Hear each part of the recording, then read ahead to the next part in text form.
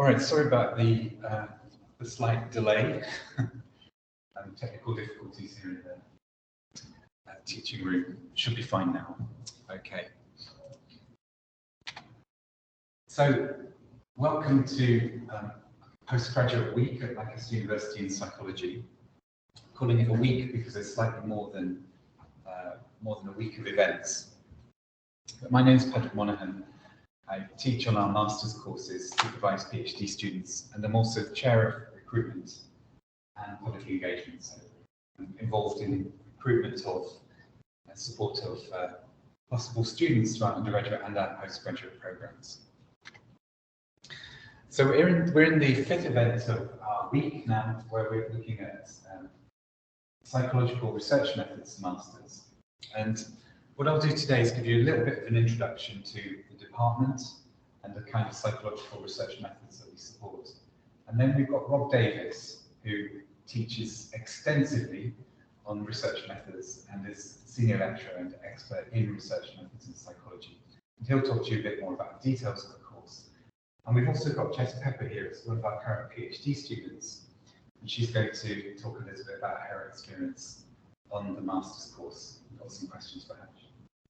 Yeah, don't worry about having anything prepared in advance, not necessary. Just hear your perspective, what it's like to actually be a student.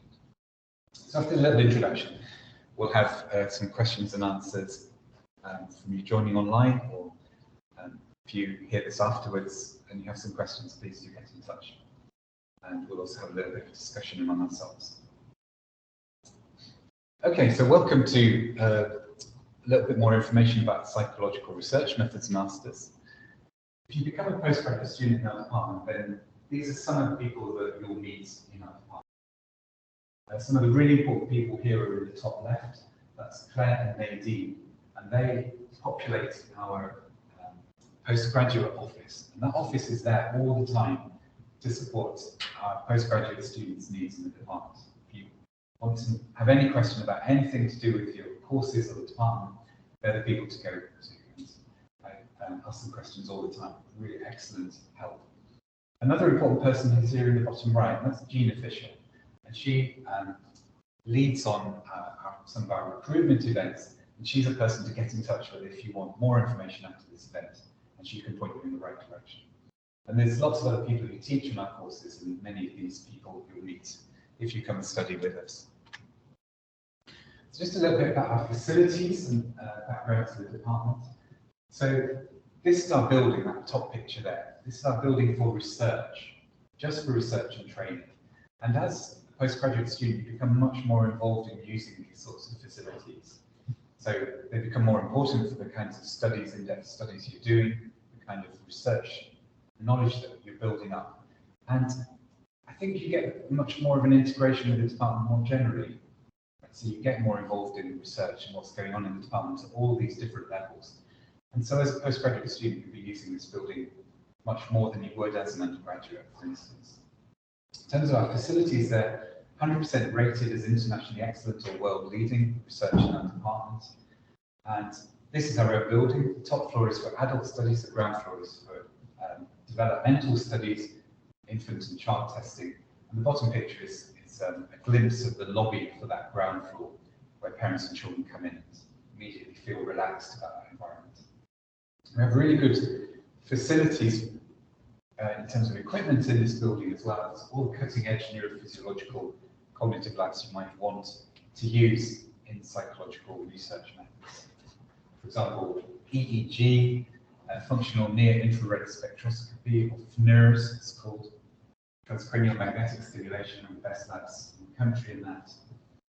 Transcranial direct stimulation, virtual reality, eye tracking, loads of different sets of equipment that you can become involved in your postgraduate studies.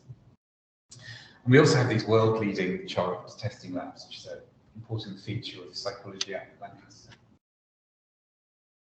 In terms of our research strengths, this illustrates the kinds of psychology that we do in our department and the different colours of the different broad themes of psychology that we cover. So we're roughly organised into 4 groups, which cover all these different sub-disciplines of psychology. So we have language and cognition, we have social processes, infancy and early development, and perception and action. think this is an important feature of our department because if you're interested in a particular area of psychology, then there is expertise in our departments in that area that you can plug into. We're also involved in lots of organisations around the university and nationally and internationally. And again, as a postgraduate student, you get much more involved in those initiatives and you can make the most of those connections that we have. Lancaster is a global university and we're top 15 nationally in all the UK league tables, but also internationally, especially for a young, vibrant university. We rank very highly in terms of our international reach, and in particular in the top 50 universities in the world in terms of international outlook. This graph here shows the connections that members of our department currently have with researchers in other countries of the world. So we have lots of connections with people in North America, some in South America, virtually every country in Europe we're connected with, Central and Southern Africa, Southeast Asia, lots of connections, and throughout Australasia as well.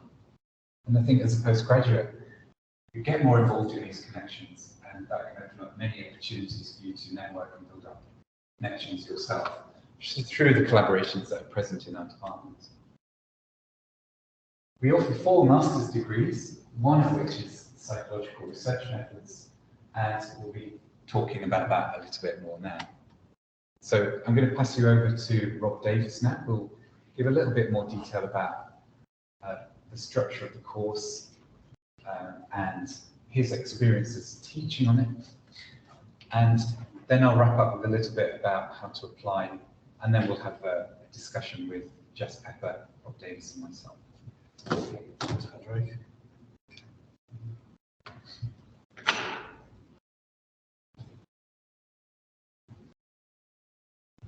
You hear me okay? This should be okay, I think. Okay, hello.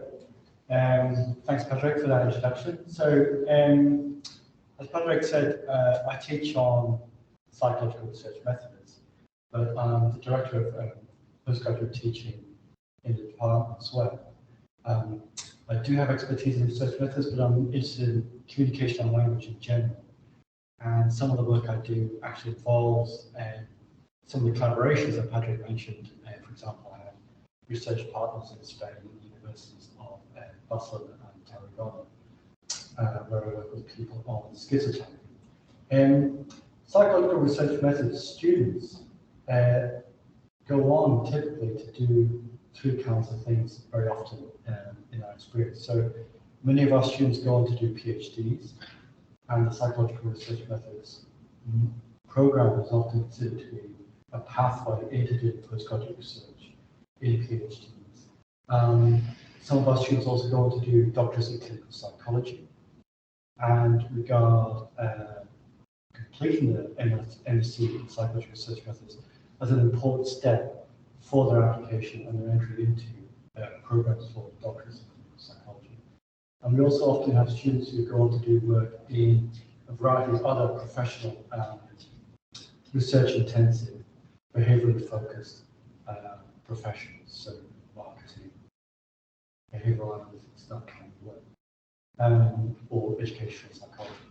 So it's a diverse body of students that we take and teach in psychological research methods. We go on to a diverse range of professions as well. And the reasons why our courses are useful and as a bridge, as a way to develop the skills that you need to go on in your careers, is that we combine a range of advanced data analytics skills training with advanced training in, for example, psychological research in social psychology and in developmental psychology, and as well as in kind of psychology that underpins marketing. So psychological research methods students are required to do core modules in foundational advanced data analytics and research methods, but then they get to choose from optional modules that they can choose from a set including modules on developmental psychology or developmental disorders, mental health and its disorders, or social psychology. So it's a rich range of options that are available, but grounded really in advanced skills training. And this foundation of advanced skills training is really one of the reasons why the Psychological Research Methods Masters is recognised by research funders in the UK as appropriate training for doing a PhD. So if you want to do, often if you want to do postgraduate research in psychology in Britain, you are seeking funding from an organisation like the Economic Social Research Council, and the ESRC recognises our MSc in Psychological Research Methods as a training step on the road to doing a PhD. And in fact, 2 or 3 of our students every year are get funding for ESRC PhDs, and they will do the MSc in Psychological Research Methods as their first year in a 4-year trajectory that ends in completion of the PhD afterwards. So that's careers, pathways that you can think about if you're thinking about joining the Psychological Research Methods program. Like I said, we have a range of students from diverse sets of backgrounds, not just Lancaster University, but a range of other universities in the Northwest and in Western Britain, as well as students from other countries, including Malaysia or the People's Republic of China. We are very much focused on our students as individuals. We have the capacity to do this because we often have, in psychological research methods programs, a relatively small number of students, 10 to 20 students, who are able to pay attention to our students individually in classes.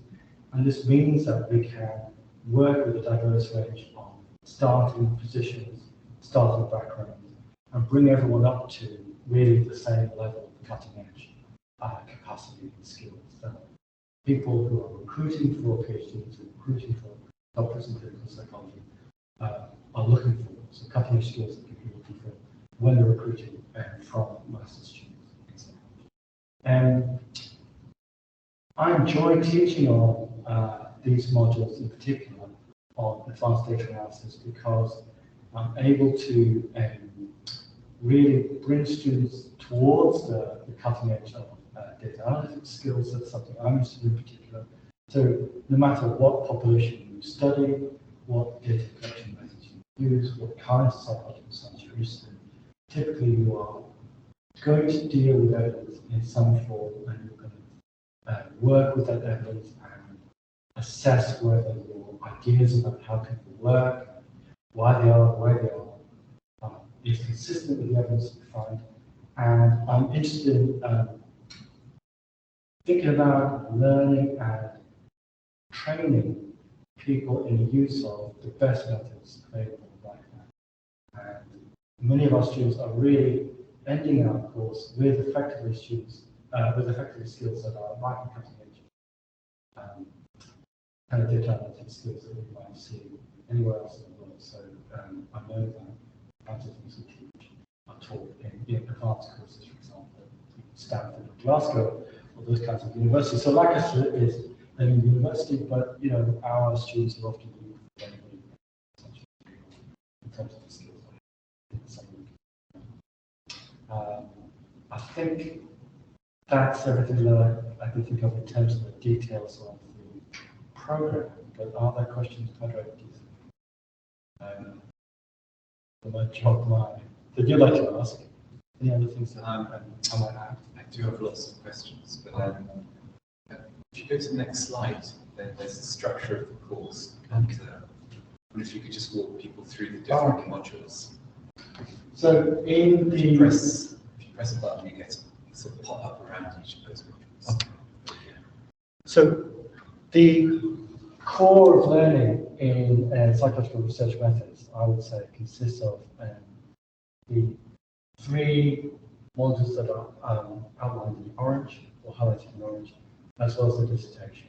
So the dissertation is the most important module in the program, and you will have experience working with an academic in an area of interest to you, and typically students who are interested in going on to working children will work in developmental psychology projects, and students who are interested in clinical subjects will seek to work in areas where they are looking at subclinical populations in areas of interest to the study of the treatment of disorders. Or we might have students who are working in a number of research areas in their projects on, for example, hearing research or aging research, those kinds of topics. So you're prepared for your dissertation through the core modules highlighted in orange, analysis and interpretation of psychological data. In the autumn term, we make sure that everyone is basically up to speed in terms of their development of core data analysis skills, data analysis and interpretation. The module will be relatively light on mathematics, but it will be important to the building and strengthening of your ability to work with quantitative evidence, typically through using basic programming language that we use as a free and open source programming language. You go on to build on these skills in spring in advanced analysis and interpretation of data, and it's there that we really bring you from the foundational skills into the use of cutting-edge analysis techniques. Throughout this autumn and spring term, you do what is called the conducting and presenting research module, and that will involve critical learning, thinking, and scholarly writing skills in the autumn, and then a series of classes on methods of psychological data acquisition through the spring in a range of different techniques. And you can choose, so I think I've said that on the analysis and on the interpretation courses, and conducting and presenting as well. So what we are getting to over these three core courses is getting everyone to a very high level of skill acquisition. So you're effectively able to say, when you're applying to go on to the next steps in your career pathways, I'm able to do this range of foundational skills that everybody should have, and I'm also able to apply this range of advanced critical skills, whether it's in scholarly writing, or in mastery of literature, presentation skills, or it's in the ability to work with, analyze, present, visualize, data analysis, like I say, using cutting-edge skills that are appropriate across a range of professions. In options, you can select from, I think you have 2 options modules that you can select, and you can select, or students have been able to select from modules including talk and text. So many students go on to work with qualitative psychology, and talk and text is focused on qualitative techniques like interviewing techniques or focus group work. You can also choose from options, choose optional modules from developmental psychology, developmental disorders, literature review module, as well as psychological aspects of advertising and social psychology. The social psychology module in recent years has been developed to reflect the more advanced techniques that are used now in the analysis, the investigation and analysis of behavior in terms of groups of people, societies, where we're looking at things like the behavioral data you might get from video surveillance or internet chat or other techniques that are often applied in security or intelligence-based applications of psychological science. After you finish the talk components of the psychological program in the autumn and spring, typically you will then move into doing research with an academic member of staff in a field, amongst the fields that are offered or present in the department, including, as Patrick pointed out, advanced research, worldly research, often in developmental psychology, language and cognition, in perception and action, and in security and social psychology. So this is an intensive part of the program, and it is often the part of the program where students will gain, I think, the most from their experience at Lancaster. It's often the part of their studies where they're able to get a real sense of what psychological science is about, how research works, and it's part that often will lead into will provide a foundation for the work that our students later do in PhDs or doctorates in psychology, doctorates in education psychology. So it's typically a module that has a very high level of satisfaction. We are, in fact, the department with the highest level of satisfaction in the faculty and possibly the university for dissertation. So it's a very rewarding, very fruitful, very important part of it. So those are the details of the program. We have, I think, a uniquely privileged position in master's provision in Britain, where we're able to work with students often on quite a familiar, quite an individual basis. In advanced data analytics in spring, for example, we may be working with small groups of students, and this is the kind of personal attention support that's really actually possible in undergraduate or in many postgraduate programs. So it's really something that I think I can recommend as part of the work we do. Often in the data collection parts of the Psychological Research Methods collecting and presenting modules, we may get experience in advanced data collecting techniques like transcoding, or in programming for data collection. As part of your projects, you may be able to work in, for example, the developmental publication labs in the building that Patrick showed you. You will learn often from world-leading or nationally leading researchers, and you will work in close contact with researchers in small groups or players.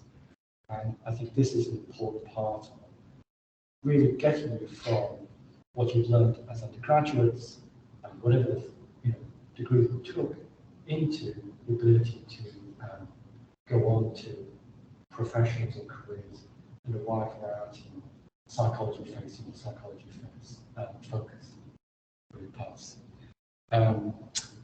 So I think that's everything from those two parts, but you want me to, I think I'll talk a little bit about the careers experience, careers advice and support that we provide. So what we are strengthening our talk provision with this year and in future years is an expansion of what's called the Psychology Employment Program. So this is a program that we have worked with undergraduate students up to now for providing opportunities to students to work with research groups in the department or to get experience in the community with, for example, working with drug rehabilitation programs. But now we are extending into postgraduate level so that master students will be able to not only get experience doing research as part of projects supervised by academics, but also get experience working as part of groups or teams within the department, working on projects that will often lead to outputs that you'll be able to put on CVs as part of your applications for next career steps. You are supported in the department and in the university by levels of career support within the department. And a careers officer you'll be able to talk with, and at the university there's a range of career support advice. And as part of our master's program, we have a class where we talk through the kinds of things you can do and things you have to do to get the. And in most years, we invite people from academics from, for example, programs of psychology, graduates who have gone on to work, and students of mine have gone on to work in policy research in non-governmental organizations or in corporate policy research organizations. So we're able to support you into a range of degrees. You will have support from program leads, much like academic tutor systems that look at graduate level in Lancaster and other universities, where we will talk to you about your career ambitions and we will talk to you about those things that can support you and help you into the next step from career pathway, professional pathway. So we have, I think, students who go on to a very wide range of career pathways. So I would say that it's a valuable and important step for many of our graduates, which is most likely, I would say, well worth the fees. I think Patrick would talk about it. We can't see the video.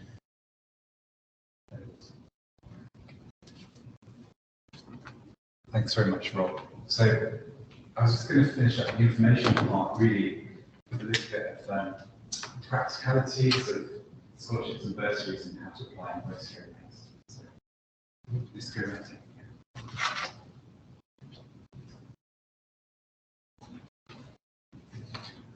Okay, so if you come study at Lancaster postgraduate level, there are various bursaries and scholarships available to you. So, for example, if you're a Lancaster University student currently or past, then you're eligible for the Alumni Loyalty Scholarship, which gives you up to 20% of your fees. There's also, if you're a UK student, there's a Lancaster Master's Scholarship. Depending on your entry grades, your first degree classification, you get up to £5,000 from your fees. We also have the Lancaster Global Scholarship, which is eligible to any international students, and again, up to £5,000 off your fees. And there's also the Lancaster Sanctuary Scholarship for people with refugee or humanitarian protection status or citizens of Ukraine, where they get full fees, £5,000 towards your living costs and accommodation provided on campus. There are more details of those available via this link at the bottom. In terms of entry requirements to the psychological research methods, we typically look for a first-class 2-1 degree in the UK or the international equivalent. But please do ask us about alternative routes, because we're really keen on diversity in our student population, and we're keen to talk to students who we feel will benefit from this program of study. So please do talk to us, regardless of the particular route you're taking to your postgraduate degree. You need English language, overall score of 7.0. Again, there are alternative routes to support you if you're not quite at that English language level. And we do welcome non-standard applications, so please do get in touch with us in the department or via this email at the bottom, pgadmissions@lancaster.ac.uk. Answer any questions you have about applying for a postgraduate study. And there's also information available online about this. So how to apply, actually, you just go to our portal, which is this link at the bottom, and this takes you step by step through the process of applying. Now, there is a £40 administrative fee to submit your application, but that doesn't apply if you are a student at Lancaster University. There's no £40 administrative fee there because you're already in the university's administrative systems. For Lancaster University students, there's also a streamlined application process that we provide. You don't need to provide references or an academic transcript. We can pick those up internally. And there's also, for Lancaster University students, we have a guaranteed offer scheme, such that we guarantee you will get a place on the course if you meet the requirements. And there's also, for Lancaster University students, a guaranteed scholarship, which is automatically awarded to help you with fees. You don't have to apply for those scholarships, they're automatically assigned to you. The best one to fit your requirements, the most beneficial one will be applied to your application. So if you have more questions, you can ask them right now, or you can go and chat with a student anytime through Lancaster Connect via this link at the top. And some master's students are available there to talk to you as well about their experiences.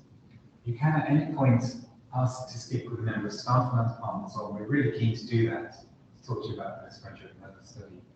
And to arrange that, contact Gina, g.official1@lancaster.ac.uk. She can point you to the right person and set you up there. And at any point, you can talk to Claire and Nadine in our postgraduate office by emailing postgraduate.psychology@lancaster.ac.uk. They can also direct you to the best place for your query. And you can look at our brochure online as well. Okay, so that's all the information we have. If you have any questions, I think there are some people who joined us online. If you have questions, do let us know. I have some questions as well for Jess Pepper. a previous psychological research methods student, current PhD student, so some more questions for Rob.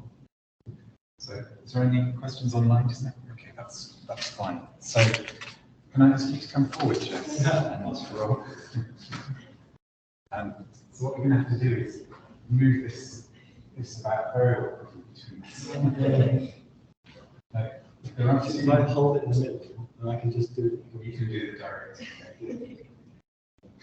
Sure, that's the question. Okay, so and the first question for Jess is really about your experience as a master's student. So for you, how was studying on a master's different from studying undergraduate? It was pretty different, but only in positive ways. There was I think it was the amount of flexibility in the master's course that I really enjoyed. It's rare that you say that your favourite part of the course is the assignments, but it was, and I think it was because my interests are in cognitive neuroscience, and at first I was slightly concerned that that wasn't a master's in itself. Yeah. But then I realised how much you can mould psychological research methods to be cognitive neuroscience. Yeah. For example, in the statistics modules, it's still the same as then, you can choose the data sets that you work on. It could be a data set that you're really interested in, and that could actually be beneficial, in my case, planning my PhD, to work on that data set. Making life slightly easier for yourself. If you know what kind of analysis methods you're going to use in your dissertation, practice them in Psych 401, Psych 402. In the conducted and presenting research module, for example, I took, one of my optional modules, I took the literature review, which I tailored to my interests in writing a literature review about multisensory integration. And I actually am working on that paper to hopefully get it published. I've actually got my master's dissertation under review at a journal at the moment, publication also, and that's the real basis of my PhD at the moment. So in terms of going from third year to PhD year, my master's was invaluable, really. Mm-hmm. Can I ask a similar question to you, Rob, but like from the other side of the table? So how is teaching master's level different than teaching undergraduate? I think it's really the individual attention that we can sustain, the individual attention that we can pay in a master's program.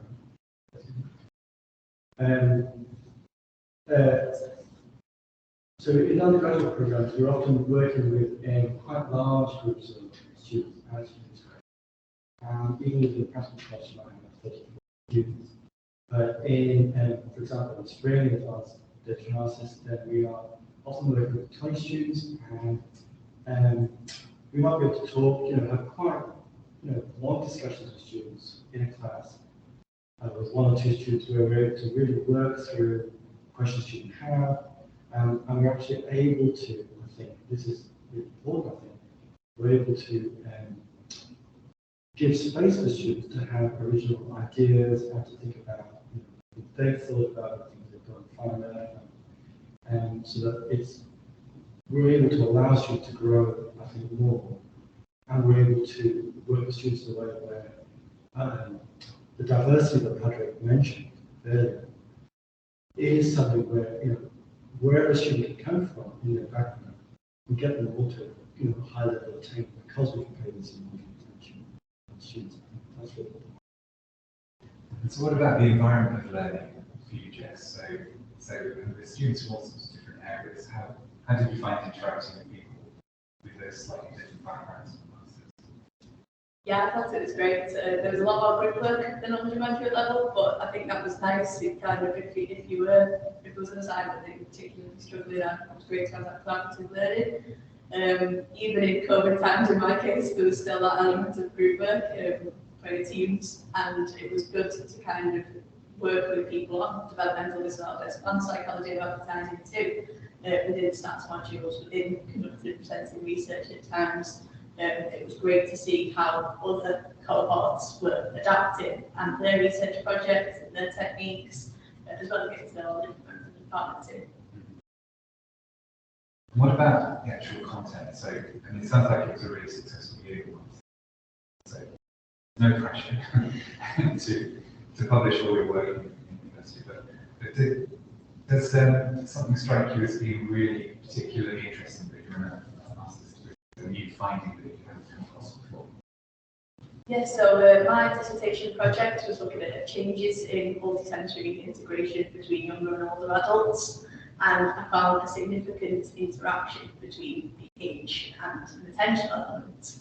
And that is basically the whole basis of my PhD at the moment, looking at why this age attention interaction exists and how that's reflected in brain activity and how that's related to the increased risk of falls in older adults. So without my masters, I genuinely would have been kind of at the drawing board when I was applying for my PhD project. But I found this in my first year and decided to build on it. So that was a great part of it. And like I say, the lit review, that's really helped me too in, yes, my writing skills. Practice a lot of report writing, I think, at undergrad, and now the lit reviews on a totally different scale, really. So that was great to kind of do that for the first time, learn how that style is different. Statistics modules, invaluable again, compared to, I think the last time you do statistics at undergraduate level is in second year, and then of course your third year dissertation. So it differs vastly compared to PhD level analysis.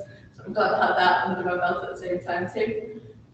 Yeah, every module had its benefits in terms of PhD study, and I think it was evident. I did the psychology employability program in my undergrad, and that's kind of what steered me towards a career in research in the first place. And so then when I saw the master's module available, it was just the natural next step, really. Yeah. Okay, good. So how about you, Rob? What do you enjoy teaching most at the postgraduate courses? I think it's a mix of things, really. And I started enjoying, or doing more of teaching and writing. So in the autumn term, we've really organised all our teaching in the conducting and presenting module around critical writing, critical thinking. And I think this has been an important innovation lately in how we do things, because many of our students come from lots of different backgrounds. They don't necessarily do work in psychology or haven't necessarily done an undergraduate degree in psychology, and that's fine. We welcome everybody. But I think what's interesting is engaging with students around how you work with the evidence that you see in literature, how you think about it critically, and then how you talk about it or discuss it or evaluate it in writing in ways that are skillful and ways that actually translate, not just to research, but to lots of different fields. So I think this is, undergraduate writing is often really about writing a report, getting it done, and fitting quite a standard structure. But I think in many professions, being able to write critically and present is something that makes you stand out compared to, let's say, an undergraduate degree. So I really enjoy that. I've always enjoyed teaching advanced data and analytics skills. I think, even though I didn't particularly enjoy it as an undergraduate myself, if you go on to do research or receive research, you find out that there is no way to good research that doesn't go through good data analysis. So I decided to basically upskill myself, you might say. And then I think it's a being good, it's being enjoyable to be able to share the skills with the students. Yeah, good, thank you. Glad you enjoyed it. So Jess, back to you again. So if you had a question in advance to the master's degree, where did you go and what happened then? I personally built a strong relationship with my dissertation supervisor, even though the dissertation only really kicks off later in the term. We start working on it quite early together. So she was kind of my go-to person for any master's university query, really. Claire and Nadine, as you say, brilliant. Anything in terms of funding issues, payments, or timetabling, that was amazing. Assignments, submissions, that kind of thing. And then each module lead as well. So obviously we solved statistics, then conducted representing research, and in psychology of advertising, which really wasn't something I'd ever touched on before, but the skills I learned were brilliant in terms of questionnaire design, again, report writing. So each module lead really really helped, as you say, with the small groups as well, and the kids getting closer like that. So that was great. Yeah, we felt like we got a close relationship with everyone's departments. Well, that's really nice to hear that that's working from the student point of view. So when did you find yourself doing your study and your work during that? So how much were you using facilities? How much were you like at home or in the library? So where did you do your work? Throughout my undergraduate degree, definitely on campus, definitely in the library. My actual master's was deep in lockdown, so that was very much at home in my university halls and at home. But again, the departments acknowledged how hard that was for people, especially kind of recruiting participants in the dissertation. So I had to recruit 30 younger adults and 30 older adults to my master's study. The department support in that respect was brilliant in terms of acknowledging that it was difficult, acknowledging that people may not have the most amazing office space to work in at the moment, and I think that was reflected in terms of coursework help, seminar flexibility, that kind of thing, really building around people's circumstances at that time. Okay, good. Yeah, so that was the COVID lockdown year, wasn't it? It's a really unfortunate time to be a student. Yeah. Well done. So, Rob, tell us what you're working on right now in terms of your research. At the moment, I'm working on health communication. So, 20 odd years ago, I started out doing work in stroke patients. I was listening to the difference in patients there in their natural behaviour. And now I'm missing that variation about the level of population, so and how the population might vary in how it responds to texts. So as we saw in COVID, and sometimes in public health campaigns, governments will do things like provide guidance that they expect really every adult to follow in the population. But in doing so, governments make assumptions about reading levels, the abilities of adult population, and make assumptions about how you should write the guidance and how you should implement it. And I'm missing the evidence for how we communicate about health information and the diversity that there is in the population far very varied, and how that variation has an impact on how people respond to health information. So I've talked with people in government to do with about these sorts of things, and I'm just sort of I guess building the evidence base for ensuring that health communication is effective. Good. So it's a good example of transferable skills from psychological research. That's definitely the case. So some of my partners are academics who, for example, Chloe is still academic, who's both a professor at the London School of Economics and a director of research a policy research company in London, and one of my former students who also did the MSc in psychological research did a PhD with me and with the linguistics department here, and then went on to work for the NHS and now to work for public health companies. So psychologists are embedded in a number of different areas with direct public impact, or embedded in areas where companies are interested in behaviours or interested in how people respond to things, and the need to do research. And it's the kind of thing that we can train our students to do.